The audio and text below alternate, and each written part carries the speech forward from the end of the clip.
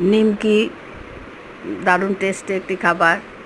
ঘরে বানিয়ে যদি আমি রেখে দিই তাহলে কেউ আসলে সঙ্গে সঙ্গে দোকানে ছোটার কোনো প্রয়োজন নেই। কিছু কিছু জিনিস ঘরে বানিয়ে রেখে দিলে খুবই কাজে দেয়। সঙ্গে সঙ্গে কেউ গেস্ট আসলে দেওয়া যায়। চায়ের সাথে এই জিনিসটা খুবই চলে। তো এর মধ্যে মাখা হচ্ছে ময়দা, ময়ানটা একটু বেশি করে দিয়ে, কালো জিরে, পরিমাণ মতো লবণ, লবণটা একটু বেশি থাকে, আর একটু চিনি দিতে হবে মুচমুচে হওয়ার জন্য।